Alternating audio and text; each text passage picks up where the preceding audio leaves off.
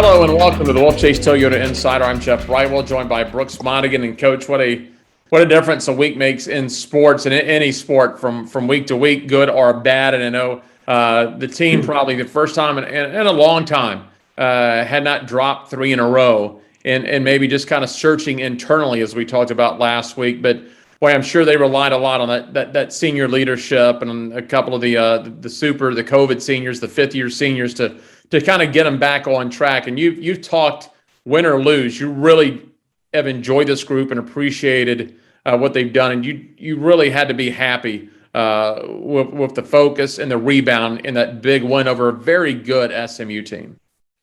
Yeah, Jeff, I've said it all year long. It's a great group of kids, man, that, the whole staff really enjoys. We all enjoy each other. And, when you talk about three losses in a row, you're exactly right. We kind of looked at it as two losses in a row because the South Florida game, to be honest, as a staff and as a team, you hate losing, right? You play to win, but we were happy with our performance. It was just kind of one of those games that we just didn't finish our chances, gave up kind of an iffy goal at the end. So, you know what, we just had a poor weekend. We had a poor weekend. That's not to take away anything from the two teams that beat us, but we just weren't ourselves. And I tell you what, we really faced some adversity, and, it was a miserable 3, 4, 5 days, whatever it was. It was very uncomfortable feeling, just being around the team. It was tough. It was tough. And, a lot of meetings, a lot of conversations, a lot of just all of us come to Jesus. What do we want to do? And, as a coach, you just never know. You never know, what's going to happen in that next game. And, the kids, you know what, they were amazing against SMU. There's never a perfect game, but the mentality was there. We individually, we brought some things to each kid's attention that they, can do better. And they did. They listened, and, you saw what happened. So very, very proud of the girls and the way they responded. And obviously, got a great result against a very, very good team. You're up 1-0 against SMU, but if you're watching that match or if you're at that match, you could see that you guys were dictating everything from first touch. You took it to them, you possessed it, you dictated the pace of the entire game, outshot them 30-2, and you just had the feeling, at least I did. Well, second half, those balls are going to go in. You're peppering it. Without Estrada, that could have been a lot worse than five. I thought she played a great game against you guys in that contest, but you just felt that was your night, at least from the first touch. Yeah, and it was, and that was a mentality thing. We have a very talented group of young ladies, and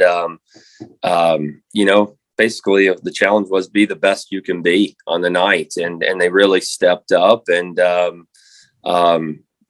like I said, just really proud. And to get that win, man, it was a breath of fresh air after the game. You saw the smiles, and we were just back to being the team that we've been all year, and it was, Jeff, it's hard to describe, man, because, I have a family, and I have my own kids, but these girls, they're family. We're all family. And it was miserable for a few days. And it just, that performance changed everything. It did. And, it proved a lot to the group, and, just happy to be back in a much better place. And, looking forward to this, obviously what's in front of us. And for your efforts, I know you're concentrated on team wins right now, but you do sweep the final weekly awards. Yeah. It was, I thought everybody played well, and obviously those kids that got those awards were very, very, they were very well deserved. But, I think with those, I think they could have picked a lot of kids to give those awards to, and that's not to say oh, we're better than this group or this group. It's just for the performance and the way they responded. I think several others could have easily, like I said, gotten those awards. So you end up garnering a home game with the win over SMU, and Sunday afternoon you play one of I know it's a different era. It's not the Conference USA era for these players. Their main rival is USF, but you and I go back far enough when UCF and Memphis were in Conference USA, and so a very big match for you yesterday, and you get a couple of goals in the second half. I know Jocelyn or Alonzo gets a goal. Aubrey Mister gets a goal. Nice to get that, and now you're back in the semifinals. Yeah, no, it was another good performance, and it was easy for me because of the performance they had on Thursday. Basically, when you really break things down, it was just like, hey, replicate the performance you had, and I thought the group did a very good job of that. I think they responded. It was UCF is a very good team. I thought our kids, we had a good game plan. I think the kids stuck to it and played with the right mentality, and that's why we got the result. And had some other chances, like Thursday that we could finish, but again, you're not gonna score all of them. But I thought they did a great job of carrying the momentum from Thursday into Sunday. And now the challenge is let's just keep carrying that momentum to the next. Before we talk about what's left in Tampa, I don't want to fail to mention congratulations to Elizabeth Moberg.